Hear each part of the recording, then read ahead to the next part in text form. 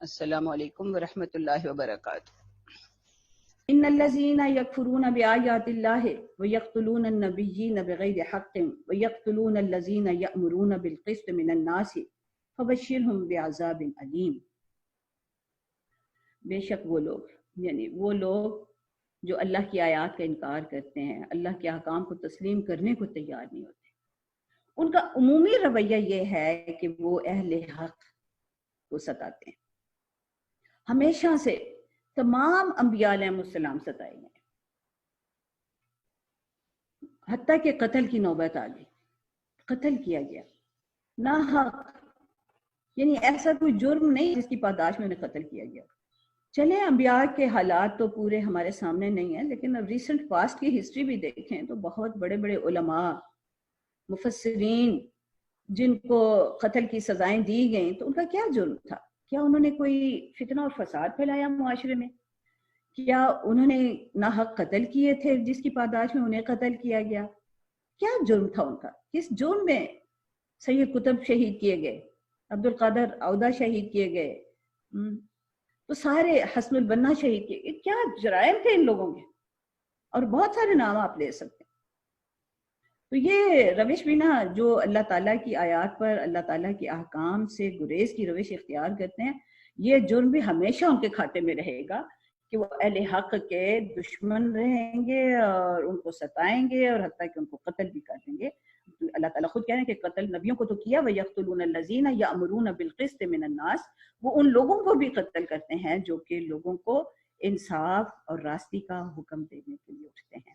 فَبَشِّرْهُم بِعَذَابٍ عَلِيمٍ، تو اہل اللہ کے ان دشمنوں کو خوشخبری سنا دو عذاب علیم کی، تکلیف دہ عذاب کی۔ اولئک الذین حبطت اعمالهم فی الدنیا والآخرہ۔ یہ اتنا بڑا جرم ہے کہ جو کوئی اچھے کام بھی دنیا میں کیے ہوں گے ان کا بھی آخرت میں انہیں کوئی اجر نہیں ملے گا، ان کے تمام اعمال ضائع ہو جائیں گے۔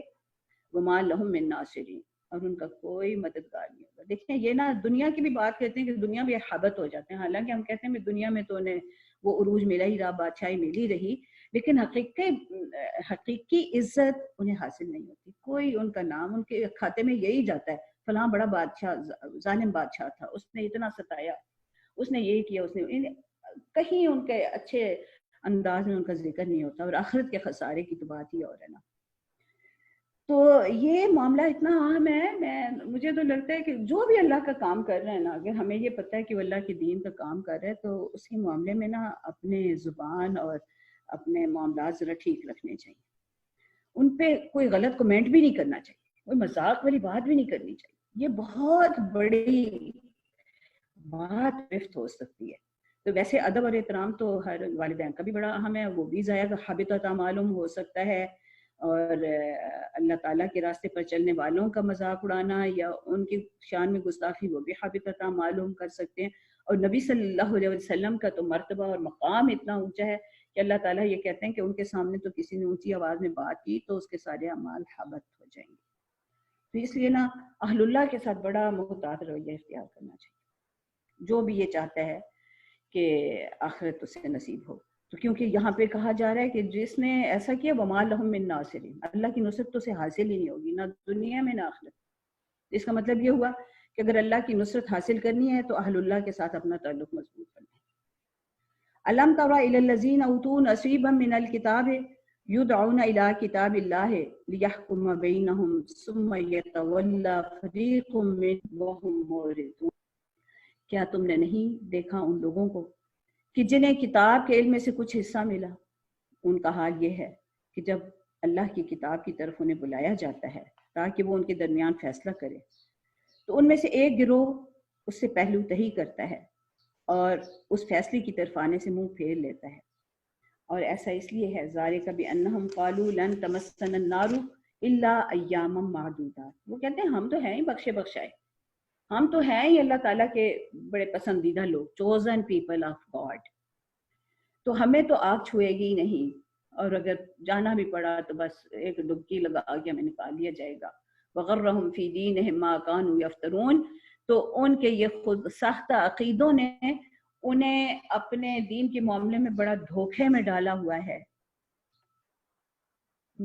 ما کانوا یفترون، افترا وہی ہوتا ہے جو خود ساختہ ہے، افترا، جھوٹے کھڑے ہوئے اپنے معاملات. تو یہ سب سے بڑا جھوٹ یہ ہے کہ میں جو مرضی کرتی ہوں، اللہ بڑا غفور الرحیم ہے اور مجھے کوئی آگ کا عذاب نہیں ہوگا، میں تو بخشی. یہود کا بھی یہی نظریہ تھا اور آج بھی ہے، اور ہم میں سے بہت سوں کا بھی یہی ہو رہا ہے.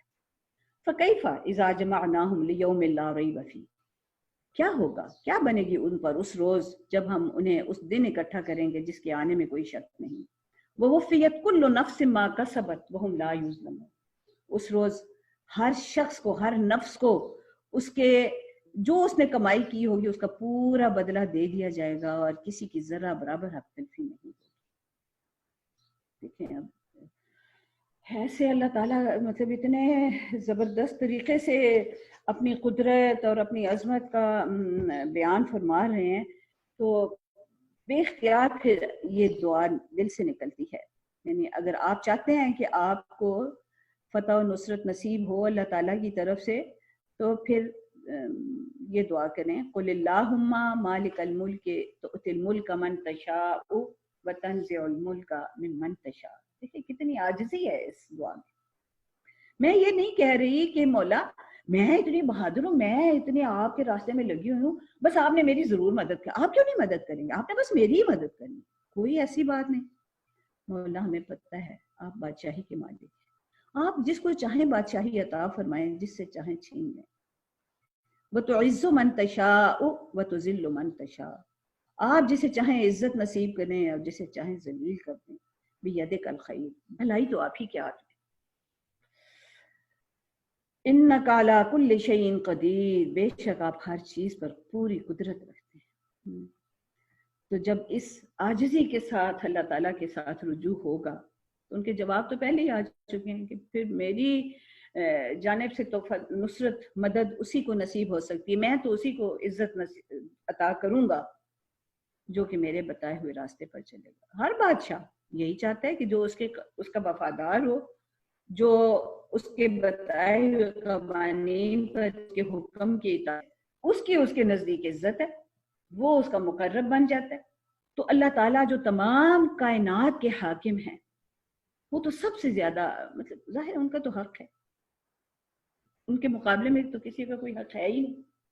تو بس اللہ تعالیٰ کے ساتھ دیکھیں عزت اور تمام دنیا کی نعمتیں بس اگر مل سکتی ہیں تو صرف اللہ ہی سے مل سکتی ہیں. اور باقی عزت کے معاملے میں، عزت کے سامنے تو مجھے لگتا ہے باقی ساری نعمتیں جو ہے نا وہ ہیج ہیں. وَتُعِزُّ مَن تَشَاءُ، عزت بھی ہے، وہ احترام بھی ہے جو دنیا میں نصیب ہوتا ہے. اور عزت کا جو لفظ ہے یہ قوت کے معنوں میں بھی آتا ہے. تو قوت کسے نصیب ہوتی ہے اس زمین پر؟ یہ اللہ ہی فیصلہ کریں گے. اگر ایمان والے ہونا تو وہ تو کان حقا علینا نصر المؤمنین، ہمارے اوپر ایمان والوں کی مدد کرنا جو ہے نا وہ ذمہ داری ہے.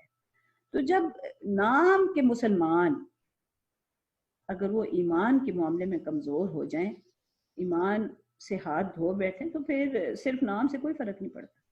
پھر ان کے ساتھ ویسا ہی معاملہ کیا جاتا ہے جیسا کہ دوسرے لوگوں کے ساتھ معاملہ کیا جاتا ہے. اس لیے دیکھیں اس بادشاہ کی تو اگر آپ کو توجہ چاہیے، اس کا ساتھ چاہیے، اس کی نصرت چاہیے، تو پھر باقی ساری محبتیں دل سے نکال کر یا اس محبت کے تابع کر کے جو ہے نا رکھنا پڑے گا، تب وہ بھلائی نصیب ہوگی جو صرف اسی سے نصیب ہو سکتی ہے. تولج اللیل فی النہار وتولج النہار فی اللیل وتخرج الحی من المیت وتخرج المیت من الحی وترزق من تشاء بغیر حساب. وہ اتنی قدرت رکھتا ہے کہ رات اور دن کا ہیر پھیر، دیکھیں اگر وہ چاہے، اور کائنات میں ایسے بے شمار گوشے ہیں جہاں سدا رات رہتی، ایسے ہیں جہاں ہمیشہ سورج چمکتا رہتا ہے یا روشنی رہتی. وہ چاہے تو یہاں بھی ایسا ہی سسٹم کر سکتا تھا، لیکن آپ دیکھیں رات اور دن کا یہ چکر کتنا آرام دہ، کتنا راحت بخش ہے ہمارے فائدے ہیں کہ ہمارا کھانا پینا سونا سب کچھ اس کی وجہ سے ہے، اس سسٹم کی وجہ سے ہے جو یہاں پر قائم ہے. اور پھر اسی کی وجہ سے آپ دیکھیں کہ مردہ پڑی ہوئی زمین اس میں رویدگی پیدا ہو جاتی ہے. وہ جو چاہے زندہ میں سے مردہ کو نکالے، مردہ میں سے زندہ. اس کی بہت ساری مثالیں مفسرین نے دی ہیں. بہرحال اصل مقصد تو یہ ہے کہ اس اللہ کی اور اس اپنے محبوب کی قدرت پر یقین پیدا ہو جائے، وہ سب کچھ کر سکتا ہے. وَتَرْزُقُ مَن تَشَاءُ بِغَيْرِ حساب، وہ تمہیں رزق دے سکتا ہے بغیر حساب. یعنی کوئی یہ نہیں ہے کہ نفع تلا دے گا کہ بھئی تم نے اتنا کام کیا میں نے تمہیں اتنا دینا، اتنی تنخواہ ہے تمہاری پاس. اس کے ہاں تو بڑھا چڑھا کے عطا کیا جاتا ہے. اب یہ تیسری ہدایت بہت اہم ہے. دیکھیں 2 بڑی رکاوٹوں کا ذکر پہلے آیا ہے، ایک محکمات اور متشابہات میں فرق کرنا اور محکمات کو سمجھنا اور متشابہات کے پیچھے نہ پڑنا، اور دوسری بات جو زینتیں دنیا میں ہمیں حاصل ہیں ان کی محبتوں کو اللہ کی محبت کے تابع رکھنا. اور اب یہ تیسری چیز بڑی اہم ہدایت ہے، اس کے بغیر بھی اللہ کی نصرت نصیب نہیں ہوتی.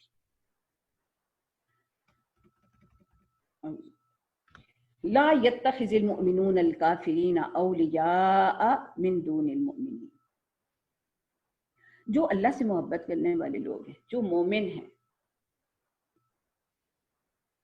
وہ پھر اللہ کے نافرمانوں کو، اللہ کی اطاعت نہ کرنے والوں کو اہل ایمان کو چھوڑ کر دوست نہیں بناتے، اولیاء نہیں بناتے. وَمَن يَفْعَلْ ذَلِكَ فَلَيْسَ مِنَ اللَّهِ فِي شَيْءٍ، جو کوئی ایسا کرے گا تو پھر اسے تو اللہ تعالیٰ سے، اس کا تو اللہ سے کوئی تعلق ہی نہیں ہے. فَلَيْسَ مِنَ اللَّهِ فِي شَيْءٍ، اللہ سے تو اسے کچھ ملنا ہی نہیں. دیکھو ذرا اب کیسے فانصرنا علی القوم الکافرین کیسے ہوگا، کیسے وہ نصرت حاصل ہوگی؟ بھئی تم ان کافروں کا پیچھا چھوڑو تو تمہیں بھی کوئی مدد ملے نا. تم خود تو ان کے ساتھ چمٹے ہوئے تو کہاں سے نصرت آ جائے؟ جن کے خلاف نصرت کی دعا کر رہے ہو خود ان کے ساتھ چمٹے ہوئے. تو پہلے ذرا ان سے الگ تو ہو جاؤ، ان کو اپنا ولی تو نہ بناؤ. ولایت کا حق اگر کسی کو ہے تو اہل ایمان کے لیے اہل ایمان کا حق ہے کہ ان کے ساتھ جڑیں، ان کے ساتھ محبت رکھیں، ان کے ساتھ تعلق قائم کریں. یہ بڑی اہم بات ہے کہ اللہ کے راستے پر اکیلے چلنا بڑا مشکل ہے. ان لوگوں کے ساتھ مل کے ہی بندہ چل سکتا ہے. اپنے آپ کو ان لوگوں کے ساتھ جوڑ لو جو صبح و شام اللہ کے توجہ کے متلاشی ہیں. سورہ کہف میں بھی ہم ہر جمعے کو یہ چیز دہراتے ہیں. تو وہی بات یہاں پر ہے کہ لا يتخذ المؤمنون الکافرین اولیاء من دون المؤمنین ومن يفعل ذلك فليس من الله في شيء. کوئی مدد نہیں ملے گی اگر تم ان کے ساتھ تعلق قائم رکھتے ہو، اولیاء ولایت کرتا. الا ان تتقوا منهم تقات، الا یہ کہ تم ان کے ظلم سے بچنے کے لیے کچھ ایسا رویہ اختیار کر لو. ويحذركم الله نفسه، پھر بھی اللہ تمہیں اپنی ذات سے ڈراتا ہے. وإلى الله المصير، اور اللہ ہی کی طرف لوٹ کر جانا ہے.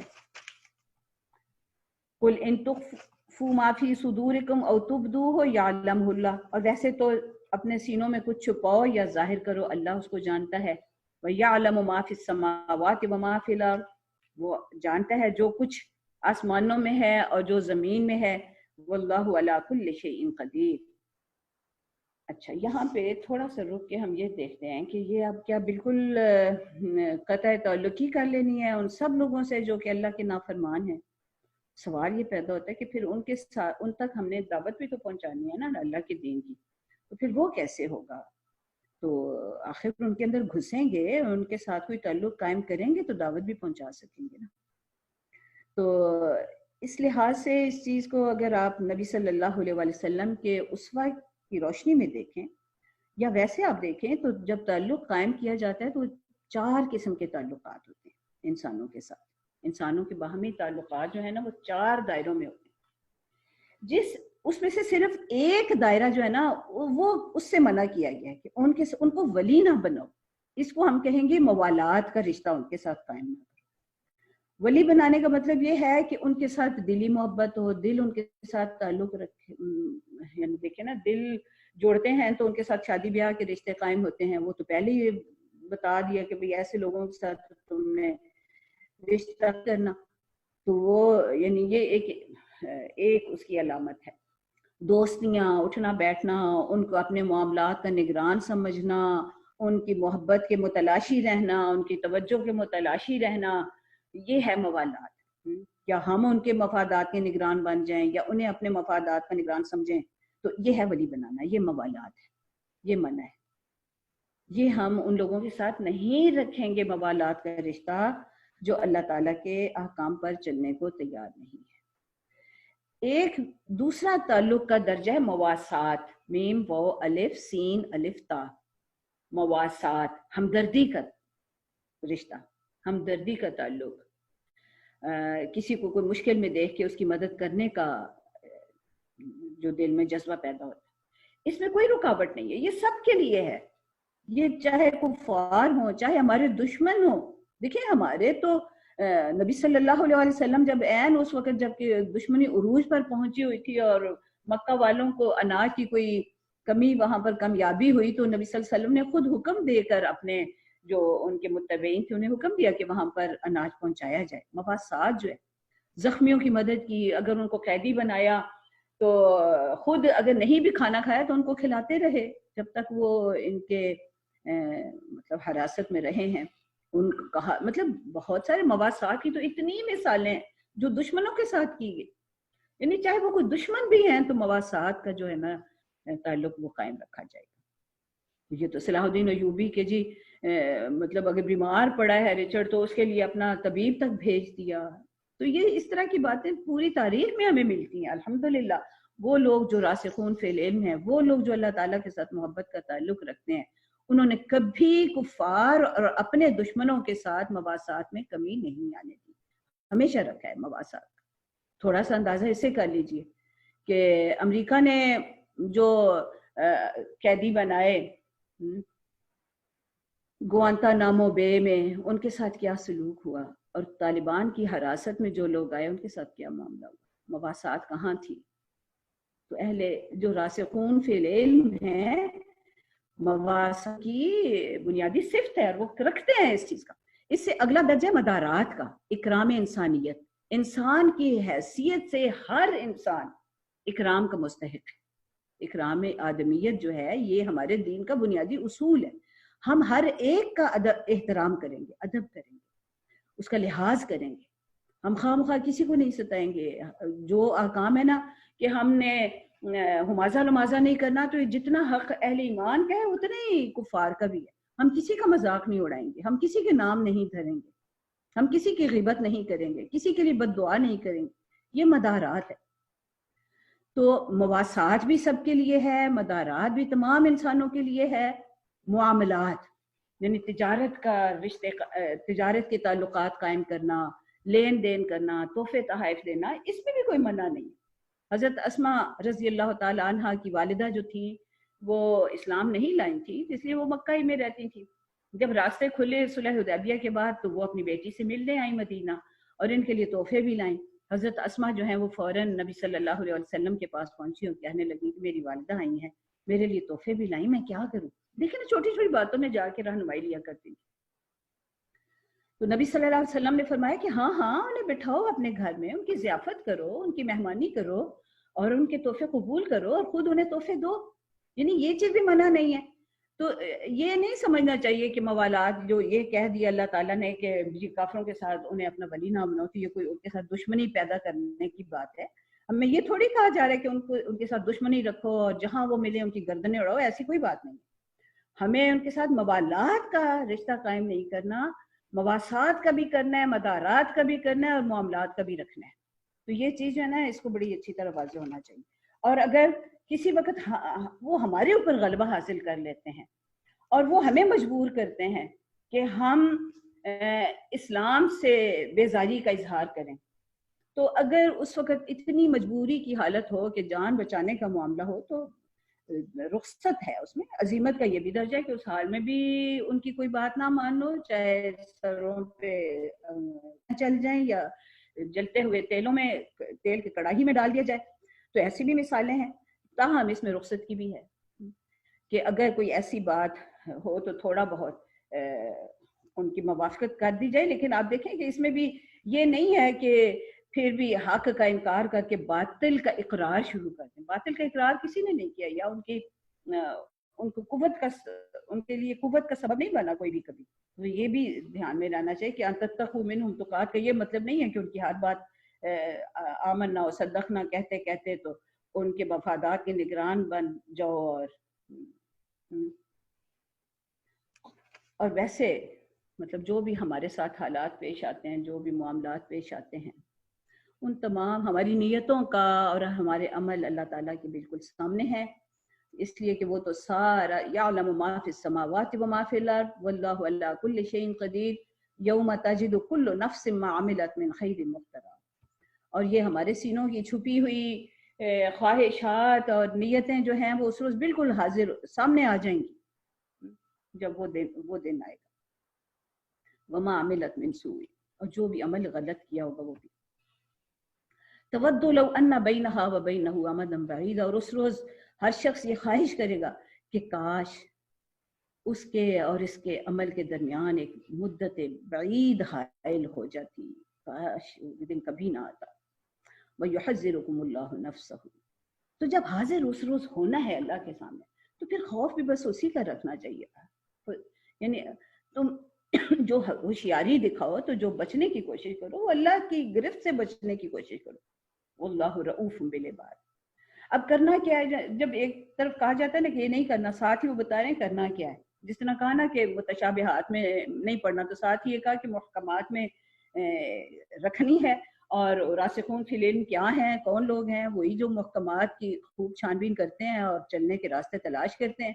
تو اسی طرح اب یہاں پہ اچھا ان کے ساتھ تو نہیں محبت کا تعلق رکھنا، تو پھر کس کے ساتھ رکھنا ہے؟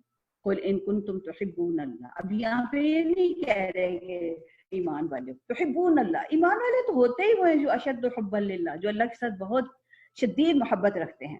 تو اگر تم اللہ کے ساتھ محبت رکھتے ہو فاتبعونی یحببکم اللہ. نبی صلی اللہ علیہ وسلم سے یہ کہا جا رہا ہے کہ آپ لوگوں سے کہہ دیجئے. اب وہ نا اب یوں سمجھے کہ نبی صلی اللہ علیہ وسلم اب مجھے کہہ رہے ہیں اچھا تمہیں اللہ سے محبت ہے تو پھر فاتبعونی، تو بس میرے پیچھے چلے آؤ. یحببکم اللہ، اللہ بھی تم سے محبت کرے گا. ویغفر لکم ذنوبکم واللہ غفور الرحیم. تو یہ ہے وہ راستہ جس پر ہم چل کے کامیابی حاصل کر سکتے ہیں، جس پر چل کے ہم اللہ تعالیٰ کی محبت اور توجہ حاصل کر سکتے ہیں. وَيَغْفِرْ لَكُمْ ذُنُوبَكُمْ. اب جب وہ محبت کی منزل حاصل ہو جائے گی، وہ توجہ حاصل ہو جائے گی، کامیابی کی منزل پا لیں گے، تو اس روز وَيَغْفِرْ لَكُمْ ذُنُوبَكُمْ. پھر اگر یہ محبت ڈومیننٹ ہے نا، تو پھر جو اس راستے میں کمی کوتاہی رہ جاتی ہے، جو غلطیاں ہو جاتی ہیں، وہ خود اپنی مہربانی سے ان کی مغفرت فرما دیتے ہیں. وَيَغْفِرْ لَكُمْ ذُنُوبَكُمْ وَاللَّهُ غَفُورٌ رَحِيمٌ. اب دیکھیے غفور الرحیم وہ کس کے لیے ہیں؟ ہر ایک کے لیے کیا؟ جی نہیں، وہ صرف ان لوگوں کے لیے جو کہ نبی صلی اللہ علیہ وسلم کا اتباع کر رہے ہیں. اور کیوں کر رہے ہیں؟ اس لیے کہ انہیں پتہ چل گیا ہے کہ اس راستے پر چل کے ہی محبوب کی توجہ حاصل ہو سکتی ہے، اس کی نظر التفات حاصل ہو سکتی ہے، اس کی نظر التفات سے محرومی سے بندہ بچ سکتا ہے. تو قل اطیعوا اللہ والرسول، اللہ کی اطاعت کرو اور رسول کی. فإن تولوا فإن اللہ لا يحب الکافرین. اور اگر تم ایسا نہیں کرتے تو اب دیکھیں نا ایک دم ہی وہ پھر ان سب لوگوں کو جو اللہ کے راستے پر نہیں چلتے یا اللہ کے کسی حکم کی نافرمانی کرتے ہیں یا اللہ کے کسی قانون پر چلنے کو تیار نہیں ہیں، انہیں وہ خود ایک دم ہی کافر کہنا شروع کر دیتے ہیں. اب یہاں پہ کس کو کہہ رہے ہیں؟ کہ جس نے اللہ کے رسول کی سنت کی پیروی نہیں کی، اللہ کے رسول کے بتائے ہوئے راستے کا اتباع نہیں کیا، فإن اللہ لا يحب الکافرین. ہے نا، جب کافر کا لفظ بولتے ہیں نا اس سے پہلے کوئی نہ کوئی کام ہوتا ہے، تو اس کا جو انکار کرتا ہے نا اس کو وہ کافر ڈکلیئر کرتے ہیں. اطیعوا اللہ والرسول، اللہ کی اطاعت کرو اور رسول کی کرو. اب یہاں پہ وہ لوگ جو کہتے ہیں کہ نہیں بس جو قرآن میں ملے گا ہم وہ کریں گے اور جو یہ سنت پہ ہم عمل نہیں کریں گے، تو وہ کہاں جائیں گے؟ ان کو تو خود ہی وہ کہہ رہے ہیں لا یحب الکافرین. تو یہ بہت ہی اہم بات ہے کہ نہ صرف یہ کہ دیکھیں ویسے مجھے تو ایسا لگتا ہے کہ اللہ کی اطاعت ہو ہی نہیں سکتی جب تک کہ نبی صلی اللہ علیہ وسلم سے پوچھا نہ جائے کہ ہم کریں کیسے. وہ بتائیں گے تو پھر ہی ہم کر سکتے ہیں. اسی لیے انہوں نے صاف کا فتح بھی نہیں کہو کہ بس میرے پیچھے چلے ہو. اتباع کا مطلب ہوتا ہے ان کے پیچھے پیچھے چلنا، ان کے راستے پر چلنا. تو اب وہی بتائیں گے. صرف قرآن پڑھ کر تو میں نماز بھی نہیں پڑھ سکتی جب تک کہ وہ طریقہ مجھے نہ پتہ چل جائے جو نبی صلی اللہ علیہ وسلم نے بتایا نماز پڑھنے کا، کہ کتنی رکعتیں ہوں گی، کون سے اوقات ہوں گے، ان میں کیا پڑھوں، سجدہ کیسے کروں اور رکوع کیسے کروں اور جماعت کا نظام کیسے قائم ہو اور مسجدوں کیسے آباد ہوں. جب تک یہ سارے معاملات نبی صلی اللہ علیہ وسلم سے نہیں پوچھوں گی چلوں گی کیسے؟ تو اطیع اللہ و اطیع الرسول، یعنی یہاں پہ تو صرف رسول کہا گیا، ورنہ دوسری جگہوں پہ اطیع اللہ و اطیع الرسول دونوں.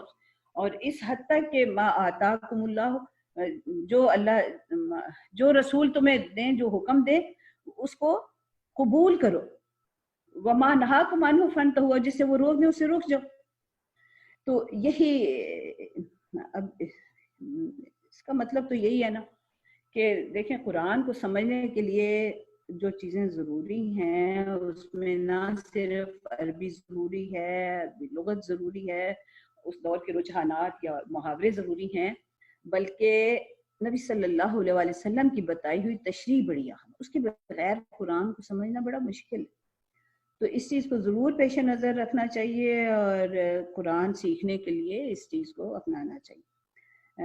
فَإِن تَوَلَّوْا فَإِنَّ اللَّهَ لَا يُحِبُّ الْكَافِرِينَ إِنَّ اللَّهَ اصْطَفَىٰ آدَمَ وَنُوحًا وَآلَ إِبْرَاہِیمَ وَآلَ عِمْرَانَ عَلَى الْعَالَمِينَ. بے شک اللہ نے چن لیا، منتخب کر لیا. اصطفیٰ جو ہوتا ہے نا، اس کا مطلب یہ ہوتا ہے کہ ایک دور میں جتنے لوگ ہیں ان سب پر کسی ایک شخص کو ترجیح دے دی گئی، اس کو چن لیا گیا. اب انبیاء علیہ السلام کا معاملہ یہ ہے کہ یہ سارے صرف اللہ تعالیٰ کے اپنے منتخب کردہ لوگ ہیں. ان میں سے کوئی ایسے نہیں ہے کہ جنہیں ایک لمحہ پہلے تک یہ علم ہو کہ انہیں نبوت ملنے والی ہے. کیا حضرت موسیٰ علیہ السلام کو طور پر جاتے وہ تو چنگاری لینے گئے تھے، انہیں پتا تھا کہ انہیں نبوت مل جائے گی؟ نبی صلی اللہ علیہ وسلم کو غار حرا میں جب پہلی وحی کا تجربہ ہوا تو انہیں اس وقت بھی نہیں پتا چلا کہ مجھے نبوت مل رہی ہے. وہ تو گھبرائے ہوئے گھر آئے اور زملونی کہ مجھے اڑا دو، مجھے تو اپنی جان کا خوف ہے. تو یہ یعنی کوئی اپنے خواہش پہ نہیں ملتا یہ مرتبہ اور مقام، اور یہ کوئی صرف اللہ تعالیٰ کا اپنا انتخاب ہے.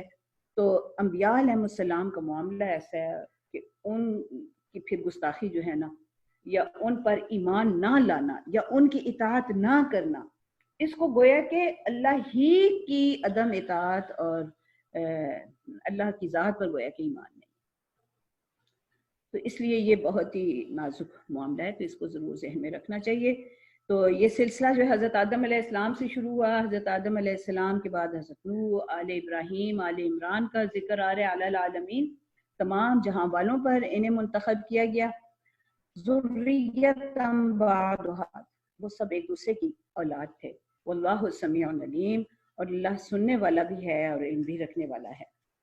اب آج ہم ادھر تک ہی پڑھتے ہیں، اس لیے کہ آگے اب چونکہ نصارہ کے ہم نے شروع میں بات کی کہ اس صورت میں نصارہ کی کوتاہیوں، غلطیوں اور غلط فہمیوں کا ذکر ہے.